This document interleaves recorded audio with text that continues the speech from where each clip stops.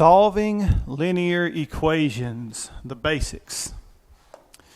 A linear equation is an equation whose highest power of a variable is 1 once you have it simplified, and it doesn't necessarily have to be simplified, but if you were to simplify it, you want to make sure. I just want you to understand that, there are other things that could happen there. In addition, there are no variables in the denominator, which is the bottom of a fraction. You can have fractions, they just have to be numbers in the denominator, not variables.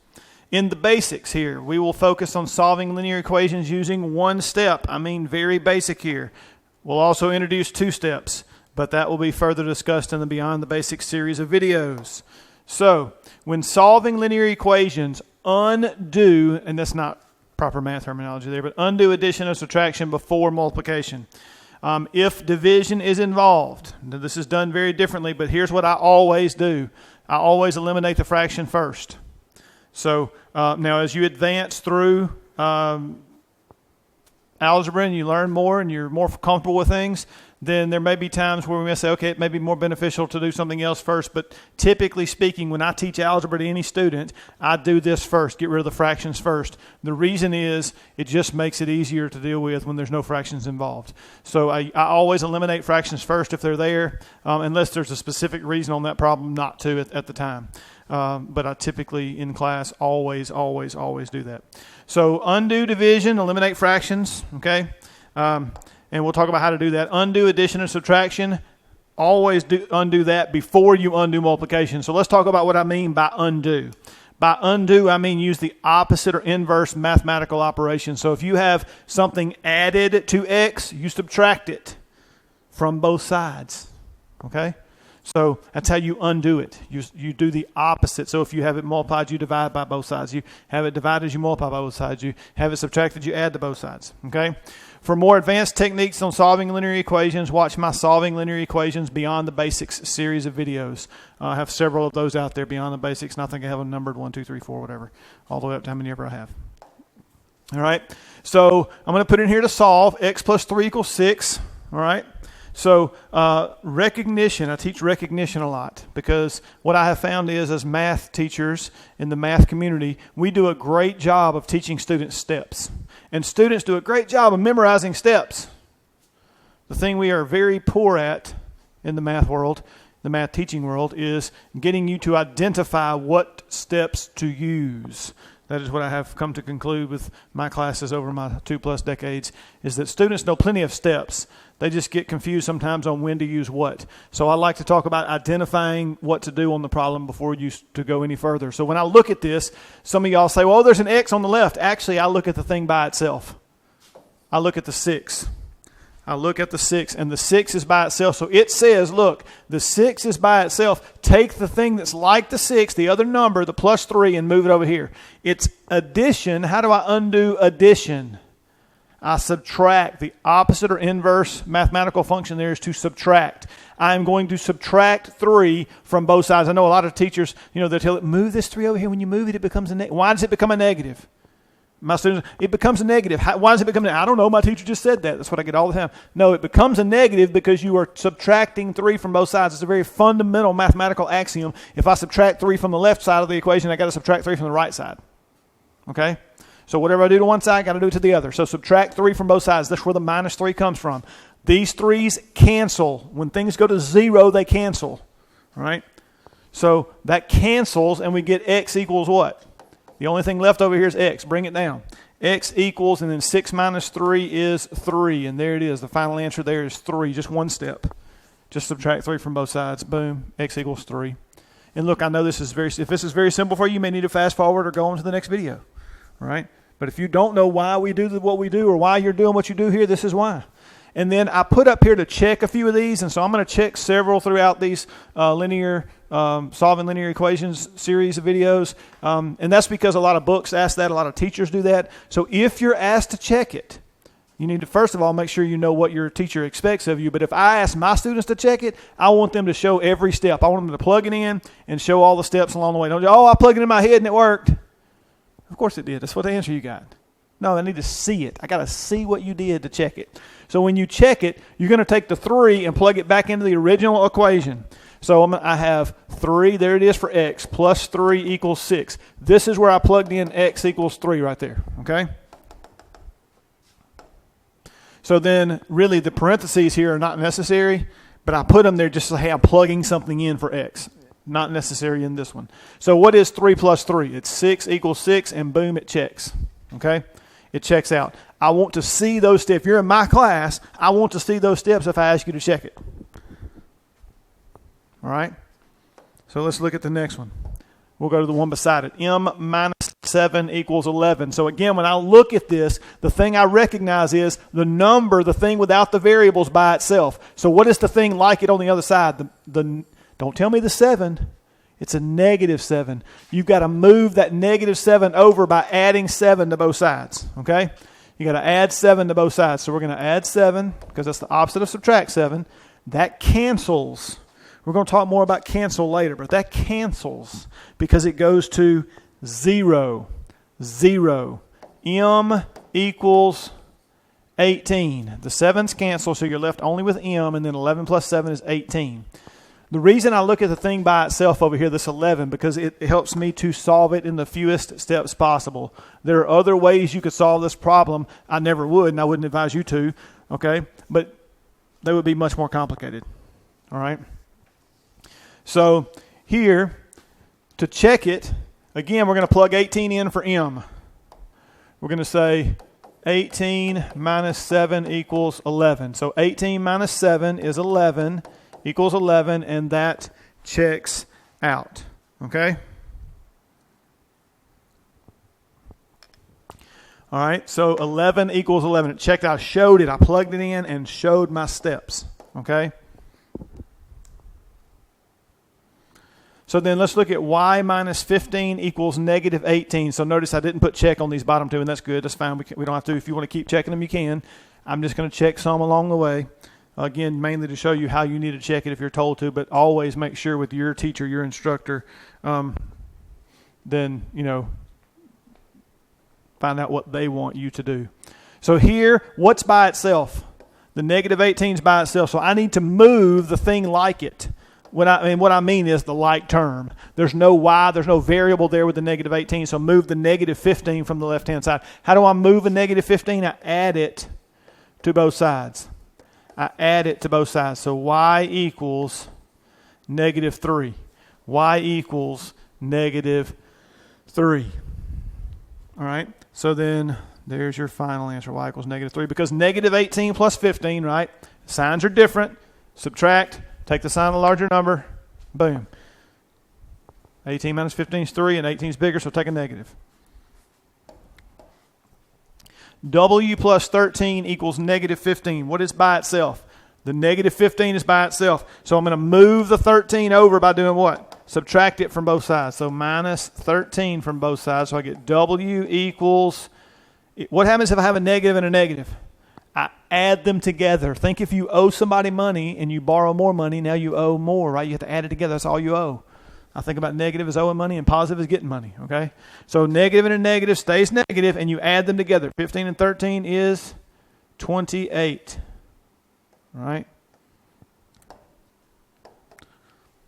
So W equals negative 28. So let's go to the next one here. Negative 13 equals H plus 11. So here and look, I like to use a lot of different letters if you can't tell. It doesn't have to be X. It can be anything. It doesn't even have to be variables. Letters for that matter. Sometimes I use a smiley face in class for a variable. Or maybe I draw a baseball cap or something. I'm not really an artist, so they don't look real good. I can do a smiley face sort of, all right? So then here, negative 13 equals H plus 11. What's by itself? See, you don't have to put H on the left-hand side or the variable on the left-hand side. Just get the variable by itself is what you're trying to do. So the negative 13 is by itself, so take the 11 and move it over. It's a positive 11. And how do I move a positive 11? I subtract it from both sides. That cancels on the right. On the right-hand side, I just have H. The 11 and the minus 11, the 11 and the minus 11 cancel. Then on the left-hand side, two negatives stay negative when you add them together. When you combine like terms, if you're not changing a sign, I use the word add because that's what a plus sign means. It means don't change the signs and put them together. A minus sign means change the signs and put them together. So And if your signs are the same, you add, keep the sign. If the signs are different, you subtract and take the sign of the larger. Just a little review there.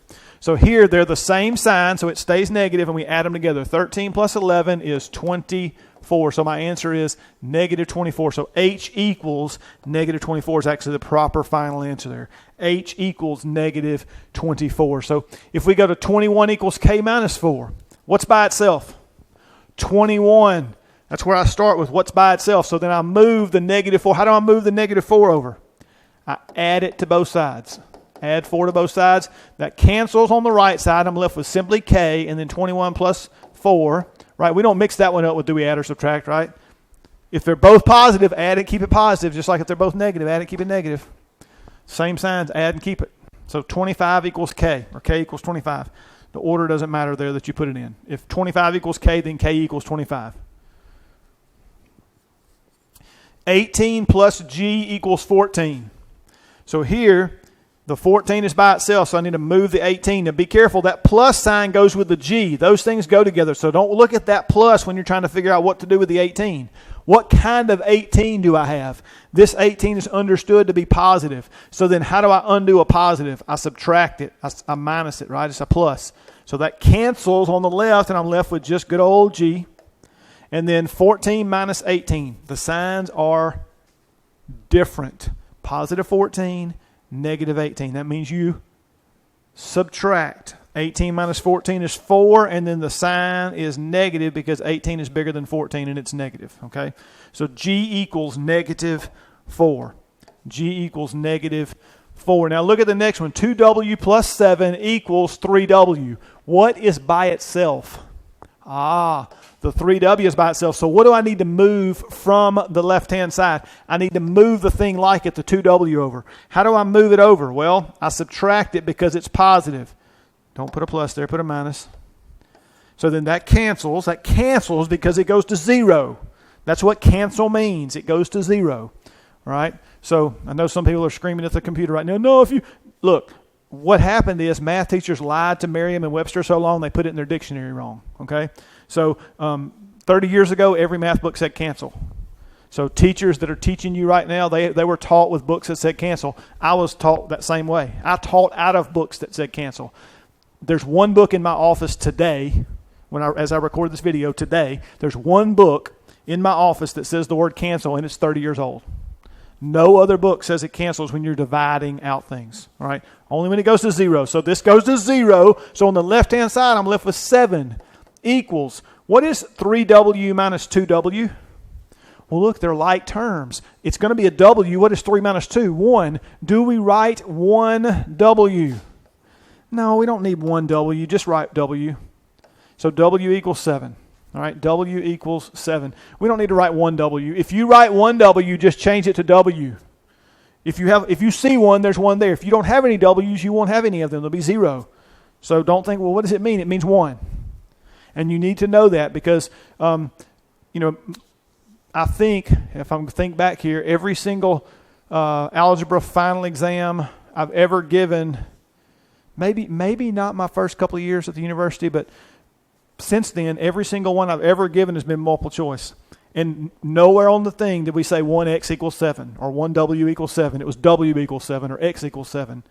So you need to know it's the same thing. And if you know it's the same thing, don't write the 1. Okay? Don't write the 1. If you were in my class in beginning algebra, say, learning the basics there, I'm not going to count off if you put the 1w. You get to intermediate algebra and kind of halfway there to, stepping up towards college algebra, I'm going to get a little bit pickier, but by the time you get to college algebra, for sure, you put in that 1W, I'm red pen going to slice that paper up. Okay? Going to be points getting blown up all over the place. Boom, boom, boom, boom, boom, points gone. All right? So here, 6R equals 42. All right? 6R equals 42. So here, the 42 is by itself, but look at the other side. There's not really anything to move as far as add, subtract goes. When I add or subtract, it's really important what's by itself on the other side. Here, it's one term equals one term. You only have R's on one side. The problem is we have something times R. So how do you do times? You undo it by what? Dividing. So I'm going to divide. I think I just used that color. Let's look back and see. I got to know. Yep. All right. So You undo times by dividing. So we're going to divide both sides by 6, and that divides out. That does not cancel. You can look it up in the dictionary. It says it does. That's because, again, I just told you a few minutes ago, math teachers lied to Merriam-Webster so long they put it in the dictionary. Okay? So it's not in any book, current published book that I have in my office anyway. It could be in some somewhere, maybe lots of them. Because, again, it was an accepted lie for years and years and years. We didn't call it that, but that's what it was. Okay? It does not cancel. That divides out. And that becomes R. It becomes 1. And that's why it doesn't cancel. 6 over 6 is 1, not 0. It divides out. So it's R equals, and then 42 over 6. How many times will 6 go into 42? 7. R equals 7, and there's your final answer. R equals 7. How do I check it? Well, I take this 7, and I plug it back in the original equation there. So I'm going to say 6, and here the parentheses is, I won't say necessary. You can use a dot. Don't use an X, by the way, y'all. If you get to algebra, especially if you're just watching this, you're in Algebra 1 or beginning algebra in college or something, you're kind of, you've been out of math for a little bit, or you're just learning this for the first time, times is X. No, in algebra, we quit doing the X for times. We use a dot or we use parentheses. So here I'm using parentheses, but you could have said 6 times 7. Not a decimal, but 6, times 7 there. So 6 times 7 is what? 42 equals 42. Boom. There it is. Checks. Boom. It works. All right, so let's go to the one beside it here. X over 2 equals 11. X over 2 equals 11. So here, again, it's one term with a variable in it equals something else on the other side. It doesn't matter. But what do I have this time? I have division. How do you undo division? Multiplication. You multiply. And if you recall, go back to, rewind if you want to, I said I'm always going to get rid of my fractions first. What's the opposite of dividing by 2? Multiplying by 2. And by the way, when it gets bigger, and what I mean by bigger is when you get more and more fractions involved, then I'm going to multiply both sides of the equation, or inequality, by the way. I'll go ahead and throw it out there for future videos as well. Equations or inequalities, that's the less thans, the greater thans, that kind of stuff. I'm going to multiply both sides by the LCD every single time. All right? So look, I know that things in math can be easier if you do this one time and do something else another time. Look, I'm teaching students who, especially in the beginning algebra, or if they're in high school and I'm tutoring and they're in Algebra 1 or something, they're trying to learn it for the first time or trying to learn something they never understood. So why do I want to change what I'm doing each time? I do it the same way. I do ways that always work and try to do them the same way every time. And I understand there's going to be problems I do that may be shorter another way. But if you can learn the methods I'm teaching you, what happens is when you get familiar with them and you work 30, 40, 50 problems, then you begin to see, I can take a shortcut on this one. I don't do any of that stuff. None of that stuff. I show every step every time. And then when you get familiar with it, you discover it. It's easy then to see it, or to see a shortcut or a formula or that kind of stuff. All right? So here, multiply 2 times both sides. 2 times this side, 2 times this side. And I'm going to remind myself, hey, guess what? 2 is really over what? It's over 1. 2 is really over 1. And that's great because here the 2's divide out. They don't cancel, they divide out. That's divide out. I know you may have been taught cancel just because your teacher was taught cancel. Don't get mad at them. That's what they were taught. I guarantee you, your teacher, when they were in school, they were taught that was cancel, because I was. All right? But it's been taken out of math books since then because we were lying to everybody. Okay? X equals 2 times 11 is 22. See, that's just X because X over 1, right, is just X. So X equals 22. There's our final answer. So how do I check that? Well, I'm going to plug it in. I'm going to plug 22 in. And again, over 2 equals 11. These parentheses here are negotiable because you're just putting something in for X, which is all by itself in the numerator at the top of a fraction. There's no need for parentheses there, but I always, when I'm plugging in for a variable, I'm putting it in parentheses every time whether it needs it or not. Because that way I don't have to worry about, well, does it need it this time? Does it not need it? I'm just putting it in every time. Okay? So here, really, that's just 22 over 2, which if you divide 22 by 2 is 11. Bingo, it checks out. Bingo, it checks out. Okay? So then, let's look at negative 5p equals 20. One term equals one term. I don't necessarily care here about what's on the side by itself. I have the p's on one side, the numbers on the other. I just need to get p by itself, get the coefficient going. So that's multiplied. I undo that by dividing, and I divide by the negative 5. Don't get that confused with the opposite of subtraction is addition. You're not saying p minus 5. That's when you add 5 to both sides. This is negative 5 times p, so you have to divide by negative 5 because that's the opposite of multiply. Okay? So here, divide both sides by negative 5, and this divides out right here, and you get rid of it. Boom, it's gone, and you're left with p equals. Now here you have a positive divided by a negative. Does it matter which one's bigger or larger? Nope. Sure doesn't. When you multiply or divide a negative and a positive, it's always negative. The signs are different with two factors being multiplied or divided. It's always negative. The signs are the same, always positive. So here, 20 over negative 5 is a negative, and 20 over 5 is 4. So you'll hear me a lot. I will find my sign first.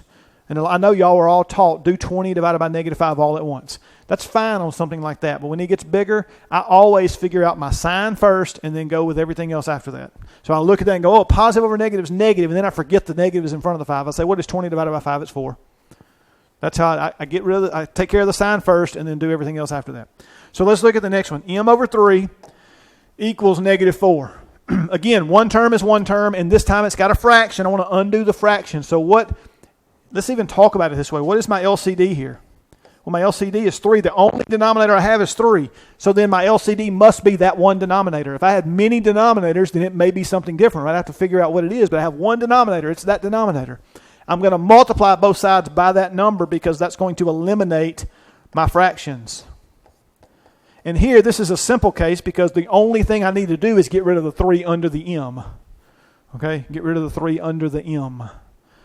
So again, I want to remind myself that 3, you don't have to write, we never answer over 1 here. If you told me 3 over 1 for an answer, I'm going to count off every time. It's not simplified. But I need to remind myself, hey, that 3, because what happens is I have students that do this. They do 3 and m over 3, and they go, oh, that's 3m over 9, because they put it over 3 and they do 3 across. No, that's not correct. Okay? So remind myself it's over 1. It's over 1. So here, this is all multiplied. There's no pluses or minuses, so you can cross those out. They divide out. It's like 3m over 3, and the 3's divide out, and you're just left with good old m. Good old m. M over 1 is m, right? We never answer over 1. M equals, and then a positive times a negative is negative, and 3 times 4 is 12. So m equals negative 12.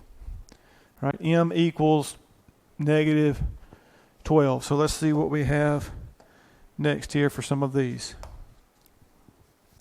3x equals 0. So again, one term equals one term. It doesn't matter what's by itself in that case because you're just trying to get rid of the coefficient of x here, most likely, or either if it's divided by something, which is actually still a coefficient. But anyway, 3x equals 0. We need to divide both sides by 3. That divides out, not cancels, divides out.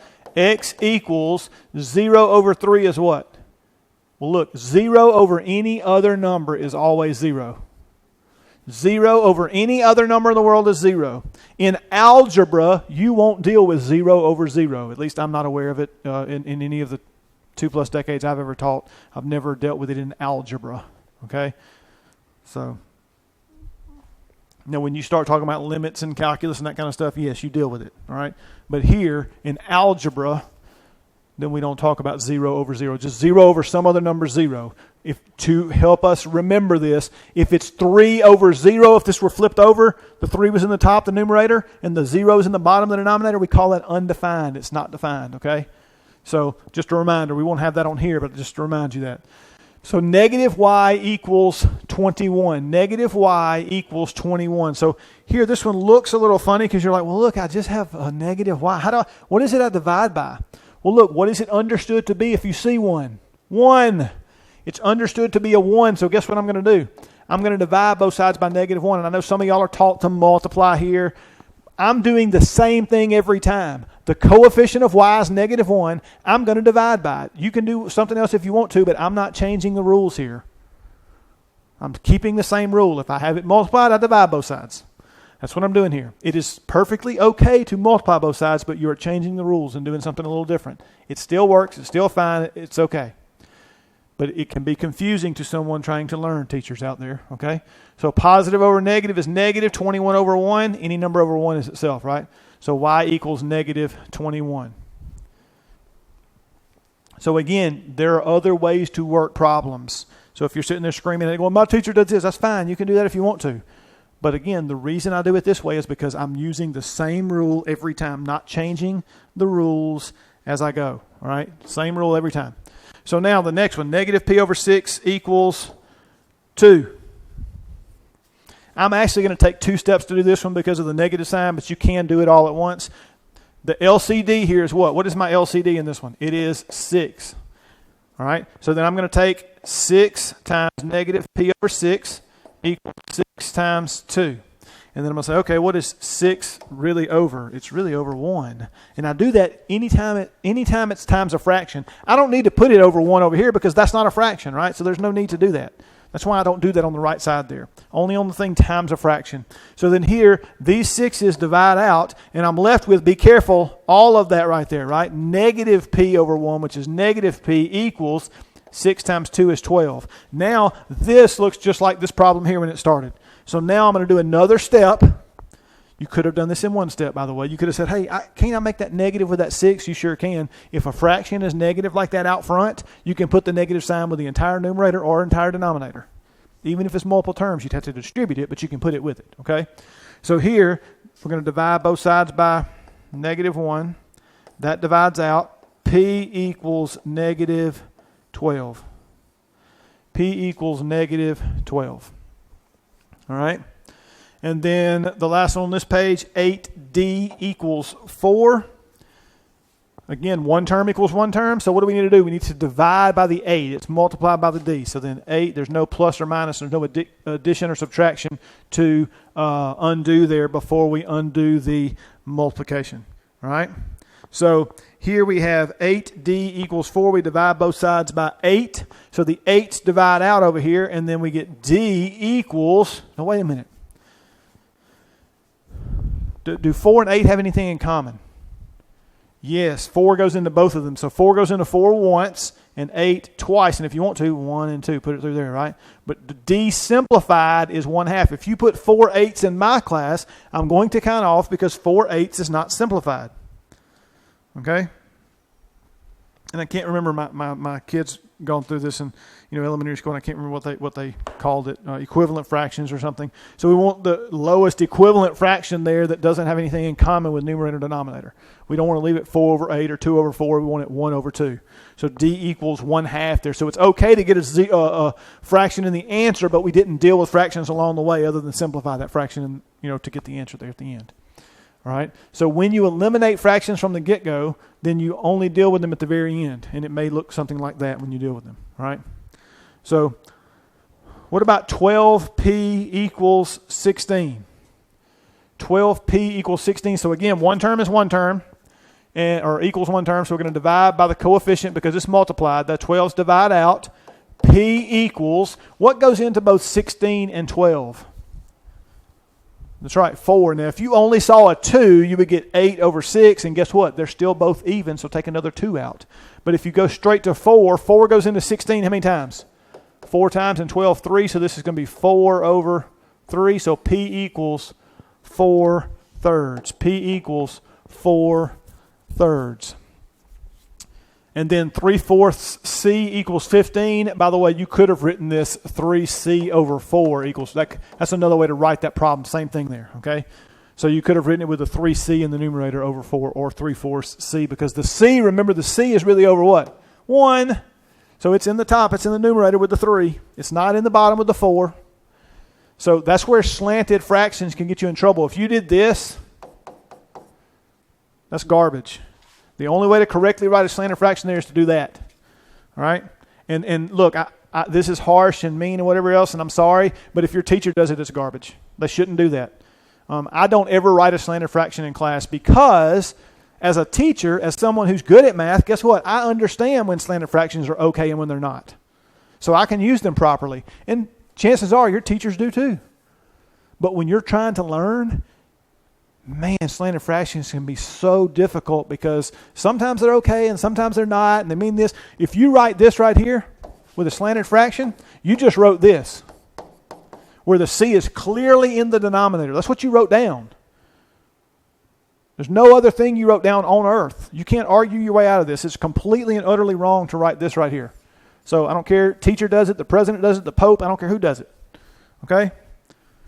Your favorite movie star. I don't care who does it. They'll be wrong. If I do it, I'm wrong. Same standard for me as it is anybody else. Okay? It has to be written properly. So get in a habit of writing a horizontal vertical line and put everything in the top in the numerator, everything in the bottom. Make sure the fraction line goes over and under everything. Okay, so here I have a fraction. So what is my LCD? It's 4. So guess what I'm going to do? I'm going to multiply 4. Now I understand that you can do something here, some other stuff, and everything else. The other thing I want to talk about briefly is cross multiplying. A lot of people say, put the 15 over 1 across. You can do that. But guess what? Again, I have students who use cross multiply wrong every semester. I've taught for roughly 66 semesters in my career. And 66 out of 66 semesters, someone has tried to use, I think it may be 68 semesters now. Anyway, 68 out of 68 semesters, someone has tried to use cross multiply incorrectly. It happens every single time. So teachers, if you're out there, if you see this, don't teach cross multiply. It's easy when it works, but it's more difficult to understand when it works and when it doesn't than just, So what happens, you put a problem, you can cross multiply here and show them and they memorize it. And then they don't know why they're doing it or whatever. So just don't do it. Let that be something they get later on after they understand what's going on. Okay? So here, multiply both sides by 4. So I'm going to do this. It's going to take 2 steps instead of 1. That's okay. You can also multiply by the reciprocal. There's lots of different ways to do this problem. I do the same thing every time. And then once you get familiar with it and you're comfortable, you can go, Mr. Guest, I can take this shortcut. You sure can. I'm not going to show it to you, but when you discover it, boom, you got it. Okay? So here, what is 4 really over? 1. The 4's divide out. I'm left with 3c equals 4 times 15. That's not on your times tables you learned, most likely. Most people go to 12 by 12 to 144, okay? So 4 times 15. So here, I'm just going to give you a quick mental math here. 10 plus 5. Isn't that 15? Well, it's easy to do. 4 times 10 is 40, and 4 times 5 is 20. What is 40 and 20 added together? It's 60. And I can add 40 and 20 a lot easier than I can multiply 4 times 15. And 4 times 15 is not that bad. Most of you can do that. I don't do 40 and then I do 40 and 20 and add them together. I don't do 4 times 5 is 20 and carry my 2 and all the other mess. No. I multiply my 10s, my 1s, and add them together. And if I have hundreds, I multiply those and add them together. All right? If I'm doing mental math. Here, what do I need to do now? Divide both sides by 3. That's my next step. C equals 60 divided by 3 is 20. 20. So C equals 20. So the next one, negative 5n over 6 equals negative 10. It's the same thing, except this time I did put the n in the numerator instead of the c being out front there. Okay? Same deal. What is my LCD? It is 6. That's an ugly D. That's all right. A lot of my writing is ugly. I'm sorry. I can't write very well. So don't hurt D's feelings over there. All right? 6 times negative 5n over 6 equals 6 times negative 10. Okay? And you can put the 6 after it or before it, wherever. I'm going to remind myself that times my fraction, the 6 is over 1. That way my 6's can divide out, and I'm left with what? Don't forget that negative. Negative 5n equals 6 times negative 10. Well, a positive times a negative is negative, and then 6 times 10 is 60. So now I need to do what? I have just something with n equals a number. Get rid of that coefficient by dividing it from both sides. That's going to divide out. N equals negative over negative is positive. 60 over 5 is 12. 12 times 5 is 60, right? And again, if I'm dividing that, I go, hey, wait a minute. I don't know what that is, but guess what? I know that 5 goes into 50 10 times. How far is 50 to 60? 10 more. 5 goes into 10 twice. So it goes into 50 10 times, and then 10 more 2 times. 10 and 2 is 12. All right? So always break it up into something manageable and easier in my head. Okay, to do that.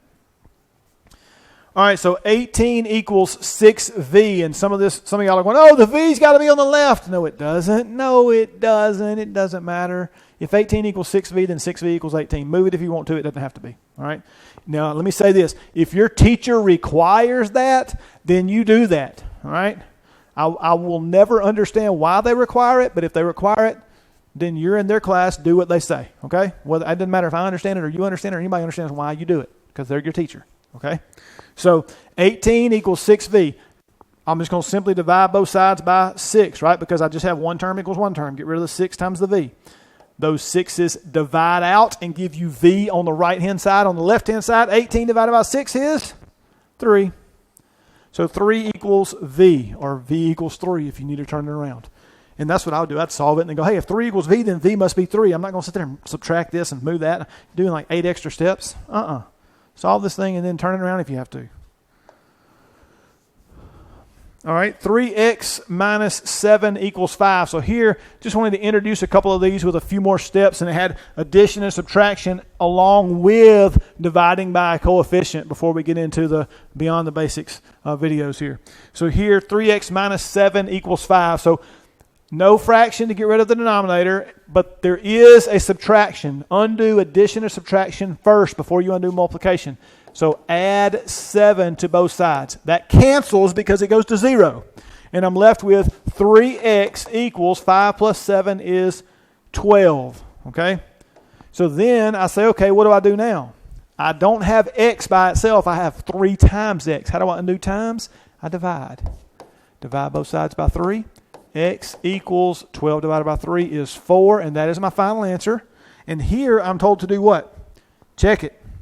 And if I'm told to check it, then I need to go plug it in the original. 3 times something minus 7 equals 5.